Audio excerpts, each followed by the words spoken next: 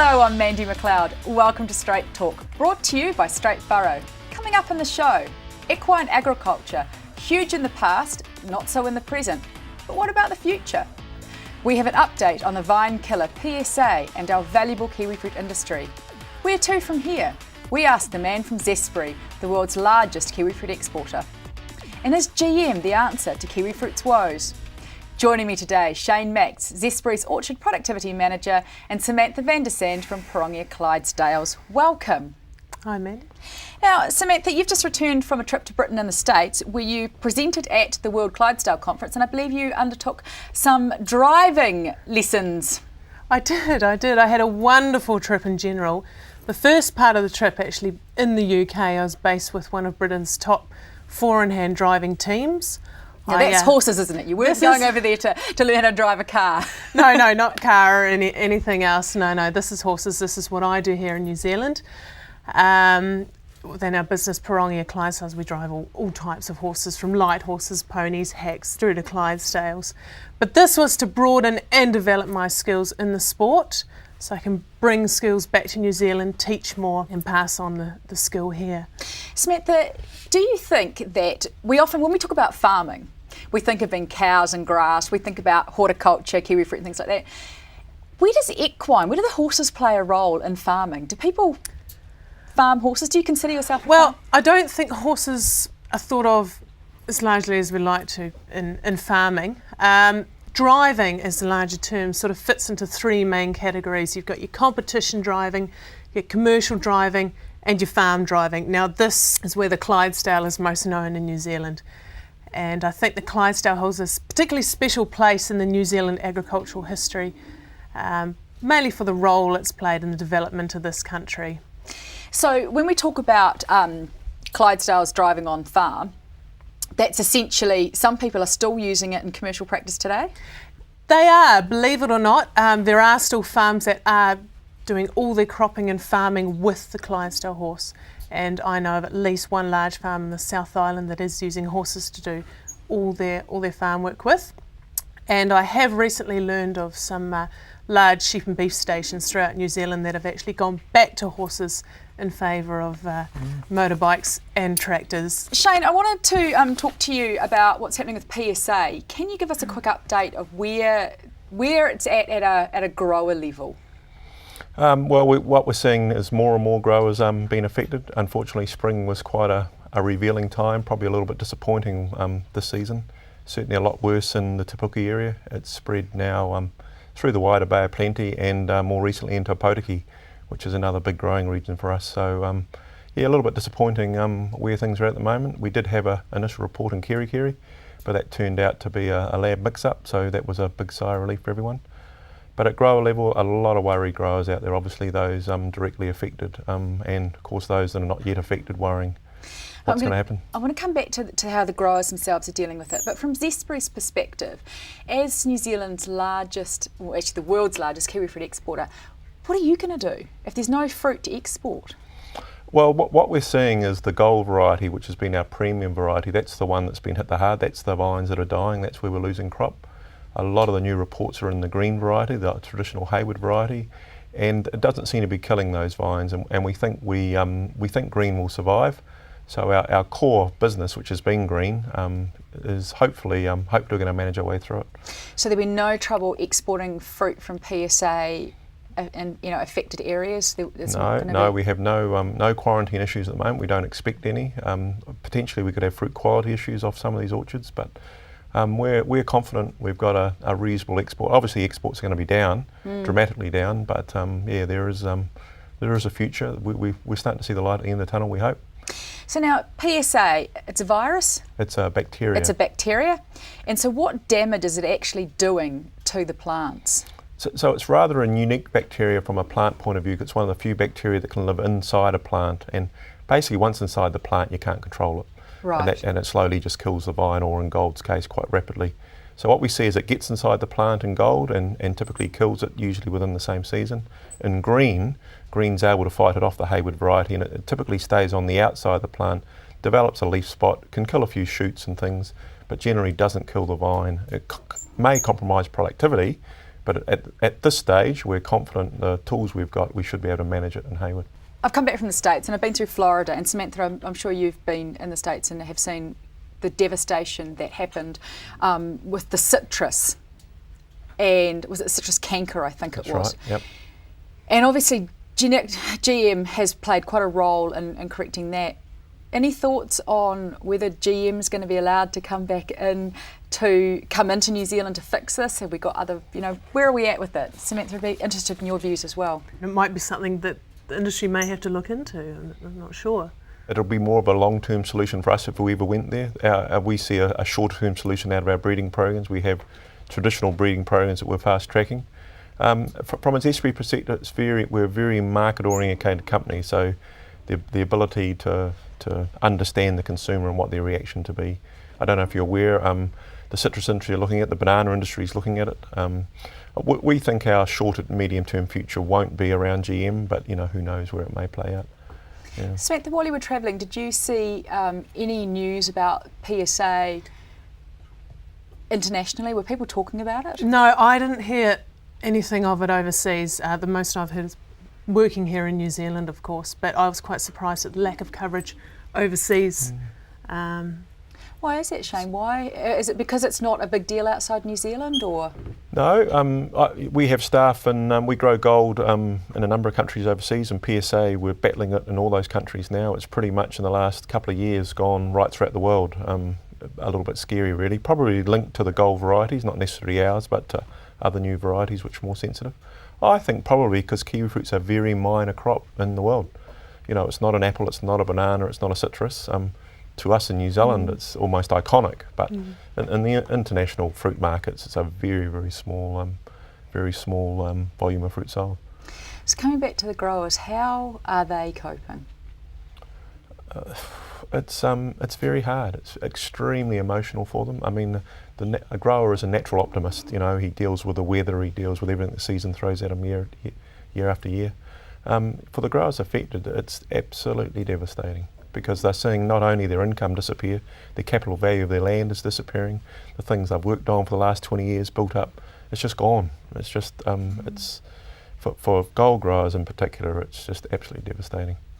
Is there a package that's been organised for them from the government bailout? Is there anything, I understand, like for example with a potiki, it'll wipe out that whole town, won't it? Yeah, the smaller regions, the towns like Te Puke, like a potiki, potentially, if we can't get it under control there, absolutely devastating. A major part of the GDP for those sort of small towns. It will be, and we're seeing it already in Te Puke. Businesses closing down. It's real. It's very dramatic, unfortunately. We did a deal very early on. The industry got together. We're a bit lucky that we're a very coordinated industry. We went to government. We got matching funds, 15 million. Set up an organisation, Kiwi Fruit Vine Health, which is a little bit like the Animal Health Board with TB, to set up to manage this thing. But a lot of that money has been spent in in the initial containment and stopping it spreading to other regions, a lot of the biosecurity measures, forming up KVH. So we're going to have to go back and get more money from industry to fund this thing. But yeah, we're working on a recovery package. We've first got to be confident we've got a technical recovery package that we can actually get there, which we think we now have. And then we'll be looking to how to finance it for growers, because from the time fingers crossed, with the election coming up, we get the answers that we want. Coming up after the break, Turners and growers receive a takeover bid from a fresh fruit company in Germany. What will this mean for New Zealand in our competitive fresh fruit and veggie market? And rugby and veggies don't mix, according to Hort NZ. We ask why some growers are ploughing good food into the ground. And the Families Commission reports that teenagers who eat with the family are less likely to suffer from depression. All this when we return.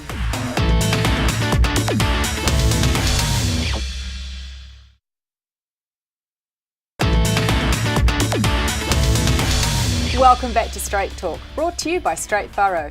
Rugby, racing and beer. The good old Kiwi pastimes apparently come at the cost of eating fresh fruit and veg. Peter Silcock, CEO of Hort NZ, says in a Country 99 TV news interview, one unintended consequence of the Rugby World Cup is that there were more takeaways eaten and more lazy eaters. This, combined with a brilliant growing season, has seen growers ploughing veggies back into the ground with no markets to sell to. Shane, have you seen much evidence of this around where you are? Has there been fruit and veg ploughed into the ground where you are? No, wasn't aware of it until you actually mentioned Peter's comments.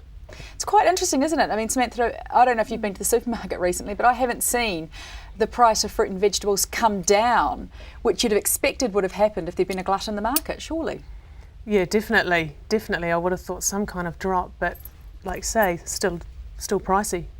So what do you think's going on there? Is that really what we've seen? I mean, when you think about rugby and racing and beer, people aren't necessarily sitting down to a good, feed of Chinese or vegetables. And most of the people that came in were from overseas, so they're not also going to be sitting down to salads. So why has it dropped? I wouldn't have expected that there would even have been an increase. What do you think is going on there? It's a little bit bizarre, isn't it? It is a little bit. They're all experiencing kiwi fish and chips, maybe, all these visitors, and taking on natural icon and leaving out all their vegetables. I don't know. Or is it? I mean, has it been, Shane, you're from the horticultural industry, has it been that good a growing season? Last growing season? The one that we've just had. For us it was a bonza. So, in the Bay of Plenty, very wet, very, plenty of natural rainfall. So I would have thought that was the case. That was the case for most last year. So do you think that this is just maybe, I mean, obviously it is real. I'm certainly not going to say that it's not real. Peter's a pretty solid bloke. But I just find it quite interesting that in New Zealand that we haven't been able to make use of this fresh produce in some way, shape and form when food is so expensive. Why are they actually having to plough it back into the ground? Why haven't they done something else with it? When we think about the landfills, 30% of landfill is food that we chuck away. I just kind of find it quite fascinating that we haven't been able to do something with this. No ideas? No. Okay, dead duck, we'll leave that one go. Okay. Shane, Turners and Growers, getting taken over by a German company. Do you think this is going to have any impact at all on the kiwi fruit industry? For us, they're a relatively minor player in the kiwi fruit industry. I think, internationally, the whole focus in kiwi fruit is PSA because it's just killing vines around the world. Turners and Growers have varieties that are affected, just like a whole lot of other companies around the world have varieties that are affected. So there's almost a united, internationally we're seeing with a lot of the different countries, different organisations, we're all actually trying to work together to overcome this problem. So in some ways it's pulling a lot of the international players together and trying to beat this thing through research programs, sharing of information. And do you think that's going to happen? I mean, I know that there was an issue, last year between Zespri and Turners and Growers. And do you think that with this combined focus now on PSA, we're going to see more collaboration in the industry? It's a pretty united industry in New Zealand. I think what we're more seeing is a greater collaboration internationally. There's the International Kiwi Fruit Organisation conference was out here last month. There was a real commitment there for everyone to share what they knew to help out. I mean, we're all losers if we don't beat this thing. It is affecting every variety of kiwi fruit. No one has anything that's unique. So, it has to be really because it's in everyone's best interest. And where are we at with trying to get a resolution to it? For us, it's we really see, and you see it with a lot of bacterial epidemics, is really genetics comes into solving it, so new varieties. So we're fortunate as we have a range of new commercialised varieties or one very close to being commercialised. So we've gone through those. We don't have anything that's resistant, but we have stuff that's a lot more tolerant. So we're reasonably confident if we take a tolerant variety, couple that with some new management techniques, there's some good research coming around new spray products, we can package that up and we've got something that'll work. It's sort of, for a while there we were in a tunnel and we thought the light coming at us was a train, and I think now we feel it's a bit of sunshine and we've just got to get there as fast as possible so that growers don't go belly up in the interim. Samantha, what do you think that would happen if we had the equivalent of PSA go through? I mean, we narrowly escaped the equine flu. Exactly. What's the biggie on the horizon for the equine industry that we don't want? Well, exactly that.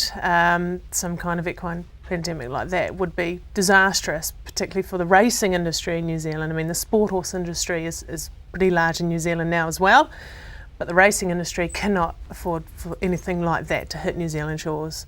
So it would be disastrous to, New Zealand economy. How big is, we've talked a little bit about the Clydesdales in New Zealand. Do you think we underplay the importance of horses in New Zealand's economic well-being, if you like? Oh, definitely, yeah. I think they're hugely underestimated in what part of the economy horses play. And I mean, you've just got to look at the tourism industry. We've got a growing area where horses are used, weddings, you've got, throughout the tourism industry, film, horses play a large part in that as well, and also farming as well is there, and I think it's growing as well. Getting back to the carriage driving before, there is a revival and interest there as well. People are wanting to revive the old skills of this, what a lot of people coin as an art, the art of carriage driving, and there are people that want to keep this art alive. Because who knows, if the price of diesel gets too high, we may all be using, I can just see actually coming up to Auckland in my horse and cart may actually not take me that much longer than driving my truck. Hey, now, in a very interesting article, the Families Commission have done some research looking at teenagers sitting down and eating with their family has decreased the rate of depression and thoughts of suicide in teenagers. Shane, got kids? 4 of them. Do you sit down and have dinner with your kids? Well, I've only got one left at home, and typically they'll wait up now and have dinner with me still. So yes, we're still a traditional family in that sense. And when your boys were growing up, did you sit down and have that time with them? Did you make time? Oh, family. I mean, dinner time was always. I think it's a very traditional Kiwi thing, isn't it? Dinner time. Well, certainly historically in my era was, as I grew up, and we've certainly carry that on through into our family. Yeah, sure. Samantha, what about you? You're young enough that you're only just really out of your teens. It's still it's not a distant memory like for Shane and I. Well, maybe not, but even so, my family has still been very big on those family values, and sitting down to have a decent meal together has always been extremely important. But like you say, you say it's a traditional Kiwi thing. Well, I don't think so anymore. I think nowadays with husband and wife both going away to work, there is less family time for the children. And kids just don't communicate these days. They don't know how to talk. They don't know how to interact with other people. And I think a large part of this is developed at sitting at the dinner table and having a decent conversation with your parents, even if it is as small as, what did you do today at school? What are you doing next week? Where do you want to go on holiday? That kind of thing is so, I think people really underestimate how important it is for particularly young teenagers. Do you think, because I mean, Shane, when you say it's a typical Kiwi thing, I wonder whether in our rural communities it's more typical than what it is in town, and whether the potential or the bad habit we get into of maybe sitting down as a family but watching TV.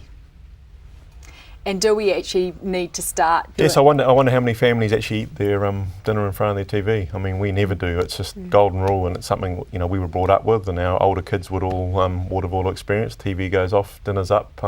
You face the wrath of mother in the house if you dare try and stay watching TV for a little bit longer while something was on. So I wonder whether we need to the whole slow food movement, and actually sitting down and enjoying our food rather than sitting down as a family, gutsing your kai back and to get in front of the TV or to that all-important phone call or text message. I wonder whether that, going back to the fruit and veg and things like that, whether we're actually not spending enough time enjoying those foods as foods rather than something we've just got to get over fast. Yeah. I mean, the whole kids and vegetable thing. It's the way you entice them to eat it. Really, is the dinner meal, isn't it? I mean, you see consumption of fruit and vegetables worldwide decreasing. The whole fast food thing taking off. It's not. I always often wonder whether our next generation is going to be less healthy than us just because of the amount of fruit and vegetable they eat. So maybe we've got to sex up our fruit and veggies. After the break, we're going to ask Shane and Samantha what's got them fired up. Will it be a rant or will it be a rave? Join us after the break to find out.